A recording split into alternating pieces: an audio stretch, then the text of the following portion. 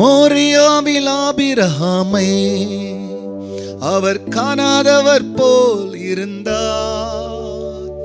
மோரியாவில் ஆபிரகாமை அவர் காணாதவர் போல் இருந்தார்.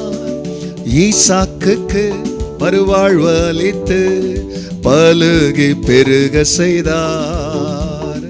ஈசாக்குக்கு மறுவாழ்வு அளித்து பலுகி பெருக செய்தார். அப்புறம் போகிறவர் போல காணப்பட்டாலும் இயேசு அப்புறம் போகிறவர் போல காணப்பட்டாலும் உன் மீது நோக்கமாய் உள்ளார். உன் நினைவெல்லாம் அவர் அறிவார். உன் மீது நோக்கமாய் உள்ளார். உன் நினைவெல்லாம் அவர் அறிவார்.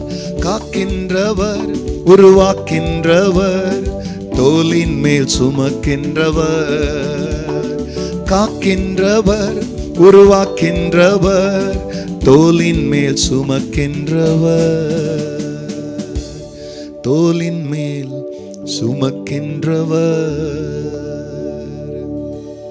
கர்த்தருடைய பரிசுத்த நாமத்திற்கு மகிமை உண்டாகட்டும். ஆண்டவராகிய இயேசு கிறிஸ்துவ நாமத்தில் வாழ்த்துக்கள். கிருபையும் சமாதானமும் உங்களுக்கு பெருகுவதாக. அன்பானவர்களே, இந்த நாளிலும் தேவனாகிய கர்த்தர் நமக்காய் அவர் கொடுக்கின்றதான அவருடைய வாக்குத்தத்தமானது உபாகமம் 7ஆம் அதிகாரத்தில் 13ஆம் வசனம்.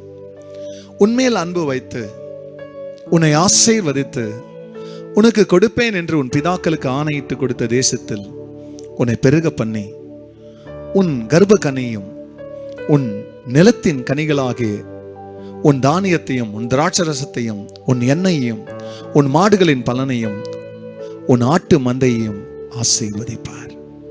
அன்பானவர்களே, வனாந்தரத்தில் இருக்கிறாங்க. வாழ்க்கை எப்படி இருக்க போதுன்னு வழி நடத்துறவர் சொல்றாரு. அவருடைய வாழ்வை, அவருடைய வாழ்வினுடைய திட்டங்களை, அந்த ப்ளூ பிரிண்ட்டை முன்னால வச்சுருக்கிற தேவன், நீங்க நடந்து கொண்டிருக்கிற பாதை, நீ கடந்து கொண்டிருக்கிற பாதை, நெருக்கம், பற்றாக்குறை, பஞ்சம், பட்டினி, பசி இதெல்லாம் இருக்கலாம். சோர்ந்து போகாத. காசு இல்லாமல் இருக்கலாம். கர்த்தருடைய கற்பனையும் கர்த்தருடைய வாக்கு தத்தமும் இருக்கு. தேவன் சொன்ன உறுதிமொழி இருக்கு. காசு இல்லையன்னு கலங்காத. கர்த்தருடைய வசனங்கதன் கலிகூறு. ஏன்னா நம்முடைய தேவனாகிய கர்த்தர் பிரியமல்லே நம்மளை வாழ வைக்கிறதுக்கு வைக்கிற ஒரு நிபந்தனை என்னன்னா, நீதிமான் தன் விசுவாசத்தினால் பிழைப்பான். நம்மகிட்ட நிறைய பணம் இருந்தால் விசுவாசத்தை பயன்படுத்த வேண்டிய அவசியம் இருக்காது. பாருங்க, தேவைப்படும் போதெல்லாம் நம்ம கிட்ட இருக்கிறத வச்சே வாங்கலாம். ஆனால் நம்முடைய தேவையை பிரியமல்லே சந்திக்கிறது நம்ம கிட்ட பலம் இல்லைன்னா நம்மளை படைச்சவரை தானே சார்ந்து வாழ்வோம். அப்படி இந்த இடத்துல கர்த்தர் சொன்னார், உன் தேவனாகிய கர்த்தர் உண்மையில் அன்பு வைத்து உன் ஆசீர்வதித்து பிரியமல்லே நீ போகிற இடத்துல உன் ஆடு, உன் மாடு, உன் திராட்சை தோட்டம் எல்லாத்தையும் அவர் ஆசீர்வதிப்பார். காரணம் என்ன? அவர் நேசிக்கிறார். ஆகிய இல்லையன் கலங்காத. உன்னை நேசிக்கிற ஒருவர் இருக்கிறதுனால பா, இந்த உலகத்தை பொறுத்த வரைக்கும் ஆண்டவரே என்ன நான் நேசிக்கிற மாதிரி என்னை யாரை நேசிக்க முடியாது. ஆனா உங்களை பொறுத்த வரைக்கும் நீங்க என்ன நேசிக்கிற வண்ணமா என்னால கூட என்ன நேசிக்க முடியாது. இப்ப என் மேல நீங்க அன்பு வச்சிருக்கிறீங்கன்னா அன்பு இதெல்லாம் எனக்கு கொடுக்கும், என்னை பெருக செய்யும், என்னை பழுக செய்யும். அந்த அன்பை நான் நம்புறேன்பான்னு சொல்லி நேரம் கிடைக்கும் போதெல்லாம், Jesus I love you, I thank you for your love. நான் உங்களை நேசிக்கிறேன்ப்பா, என்னை நீங்க நேசிக்கிற அந்த நேசத்துக்கு நன்றின்னு அவரை பார்த்து லவ் யூ சொல்லினே இருங்க. அவருடைய லவ் என்னான்னு உங்களுக்கு காட்டுவாரு. குறைச்சல் இல்லாத வாழ்வீங்க. கண்களை முடியினவர்களாய் ஜெபிக்கலாம். பரிசுத்தரே, உன் நாமம் மகிமை அடையட்டும். எவ்வளவு அன்பு நிறைந்த தெய்வம் பாருங்க. நாங்க கஷ்டப்படும் போது பரிதபிக்கிறதுக்கு ஆள் இருக்கலாம், பரிதபிக்காம போறதுக்கு ஆள் இருக்கலாம். ஆனா எங்க கஷ்டத்துல ஆண்டவரே பரிதபிக்கிற தெய்வமும் நீங்க. எங்களுக்கு பார்த்து பார்த்து ஆண்டவரே நன்மை செய்கிறவர நீங்க. இந்த செய்தி கேட்கிற ஒவ்வொரு ஜனங்களுக்கு இதெல்லாம் இல்லையோ அற்புதமா அதெல்லாம் சந்திக்கப்படட்டும். உன் ஜனங்க உங்களை நேசித்துக்கிட்டு, உன் ஜனங்க உங்களை ஆராதிச்சுட்டு, உங்க ஜனங்க உங்களுக்கு நன்றி சொல்லிக்கிட்டே இருக்கட்டும்பா.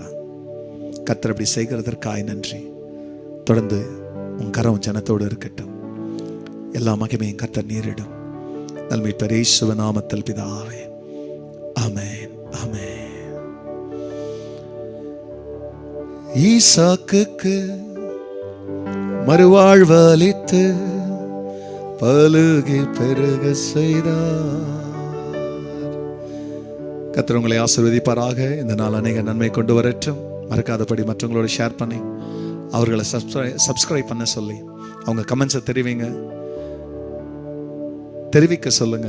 கர்த்தர் உங்களை ஆசீர்வதிப்பார். God bless you. Amen.